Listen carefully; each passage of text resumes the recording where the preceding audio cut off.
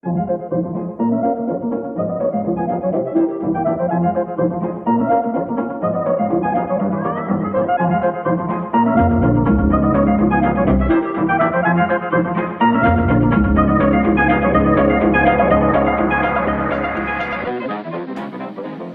and welcome to Carl's Crash Course in Great Design.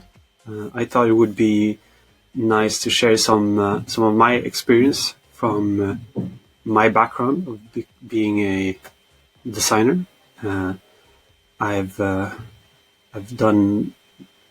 working with design pretty much my whole life since I was I think 13 or something. I've worked with different companies doing design and stuff, so I have quite a long sort of experience when it comes to doing design and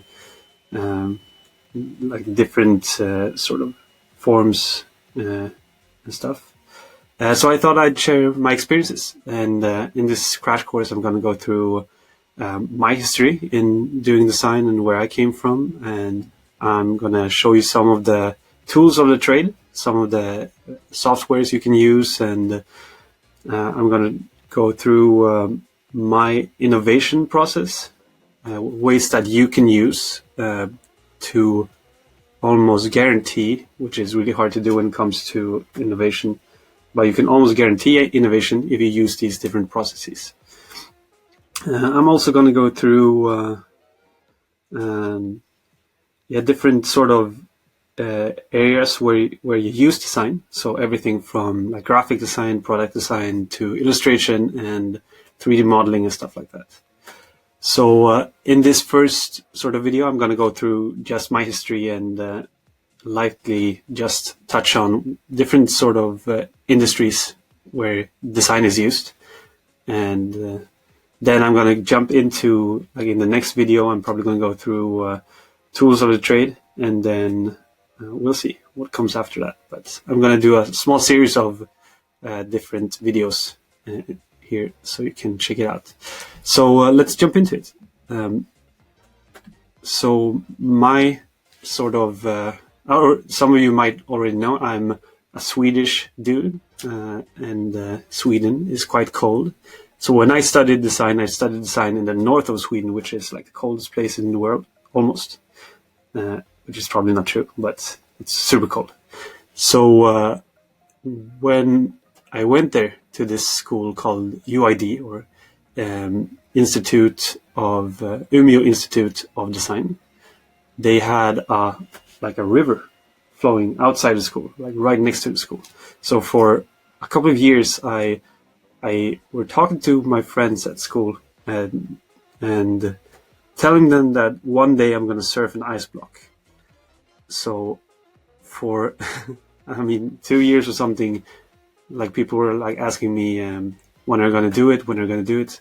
So one day I actually managed to jump into the icy cold waters, and I found a block of ice, and I jumped onto it and I surfed it for a few meters. But then I realized that I only had some people watching me when I did it, so there's no proof that I actually did it. So I decided to bring this ice block into the school, into the sauna, because in our school we had a sauna, and I took a picture of myself with the ice block.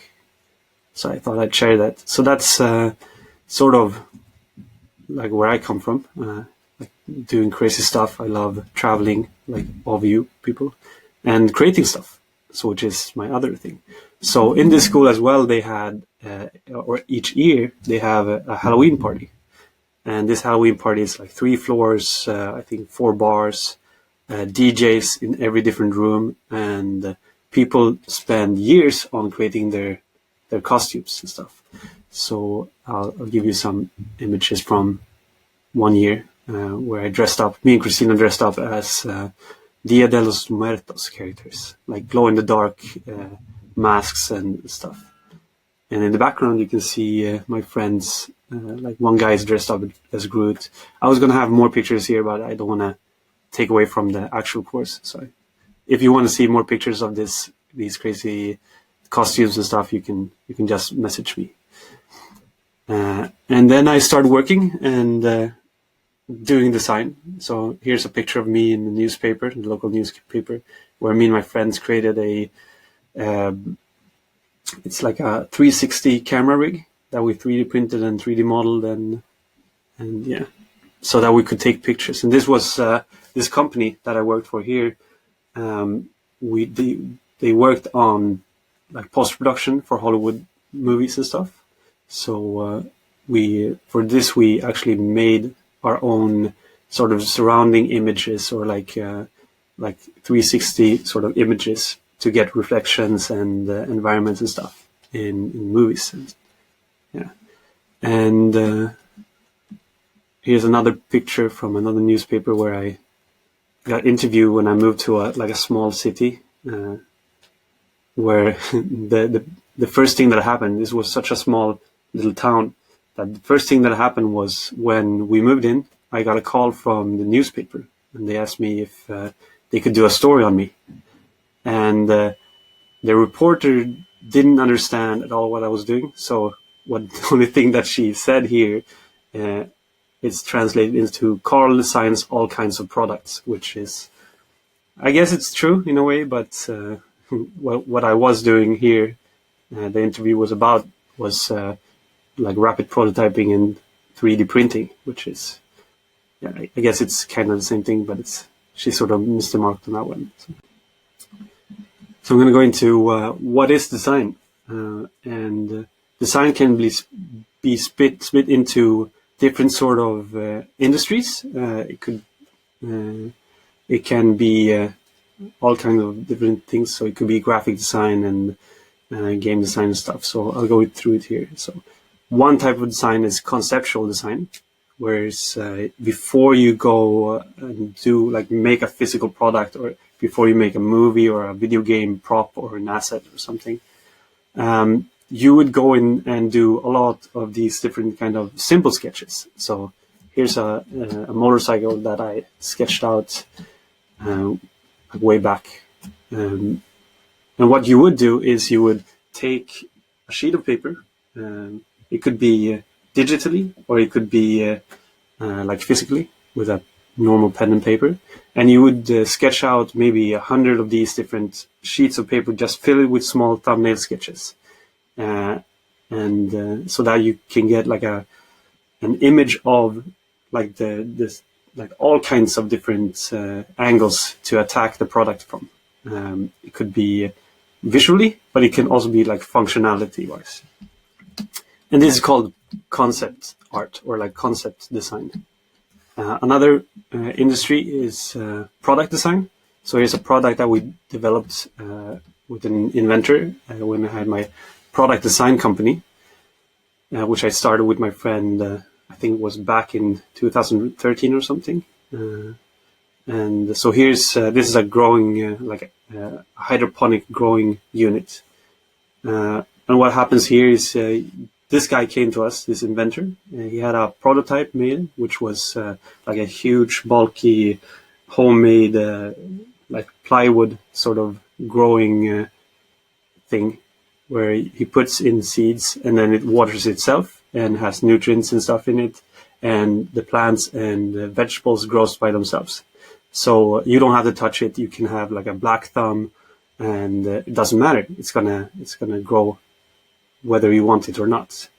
And the only problem that we had when we finished this product was that the vegetables grew too fast and too big. So our pitch was, you can leave this for weeks and you don't have to care. You don't have to worry about it. So you can go on a vacation, or go visit friends, or leave your apartment for weeks at a time. But the problem was, when we did it, we came back and our vegetables were so big that they broke off from the system and fell onto the ground and then started rotting. So we think that we found a solution for this, but so now people have to come back once a week or something to check it out, which is a really good problem to have when you design a product like this. Another sort of industry you can go into is game design. So here you would you could design both the illustrations for the characters. So this is a game that we did in 48 hours at a game jam. So you would design like the assets or like the characters that you could animate. That would also be like a part of the design. You could do like the environment sort of details, which would be this sausage here. You can also do like the environment where the guy is running on. But also, game design could be the idea behind sort of the game. So what is the game about? What is the goals? What is the story? So that would also be a part of the design. And then we have t-shirt design or fashion. So here's a t-shirt that I printed up for the Bali event 2019. The people that went there, like went to the event, might have seen this t-shirt. It looked a little bit different from this one, but it was just like a fun sort of thing to bring to the event. And I got some people to sign the stuff. Then we have packaging design. And packaging design is basically just creating an experience for the people that buy your products. So let's say for this growing thing, we call it Gaia Grow System. So for Gaia Grow System, we have a package as well that we design. So when you open up, let's say you open up an Apple iPhone, for example, you get an Apple iPhone, you get it in this nice box.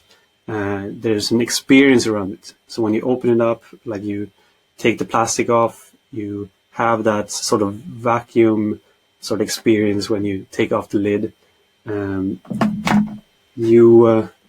And then you see the phone, like everything has an experience to it. And it can also be the way you communicate around it. So this is a product that we sketched out at the Bali event. So this has to, for example, this is a vegan protein powder.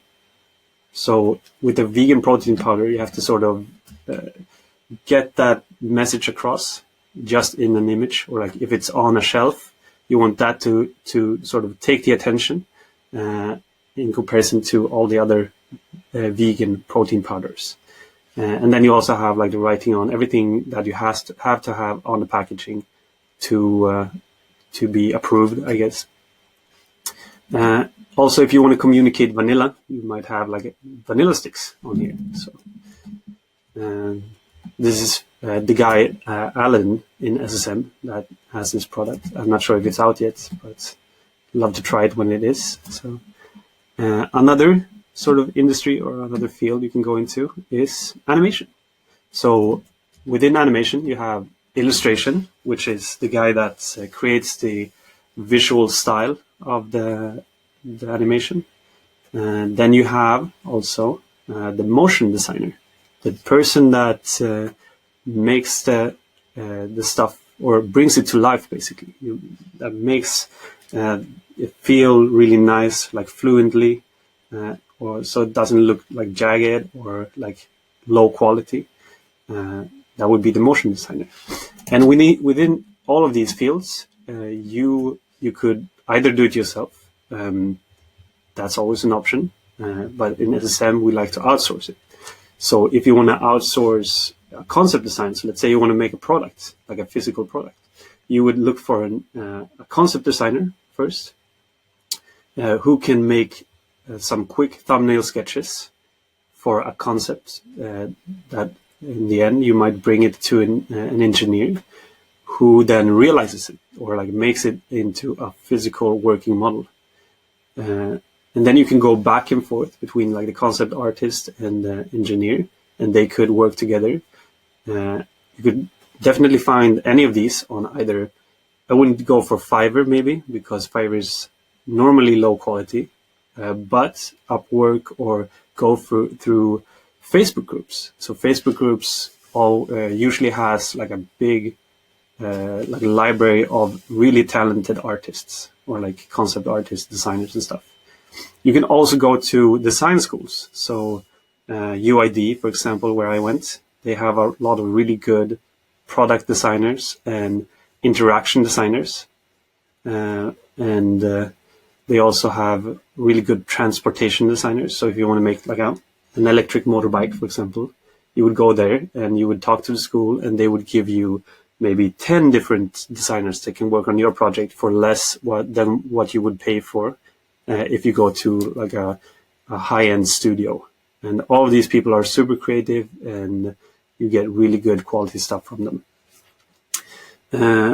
Or you could go to any of the Upwork or freelancer sites as well. Doesn't really matter.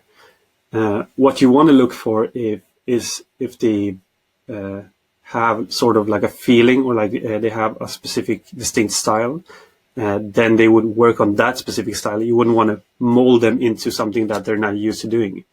And also, so let's say they have like a really specific, like masculine or really, I guess, like really harsh sort of style, maybe liking to the new Tesla truck, like polygon style. Then they would work really good on doing polygon style, but not maybe pillows or something more soft. What we did, our specific style was, when I had a product design business, was we worked really on really soft and like Apple style design, which ended up being like more soft products, I guess.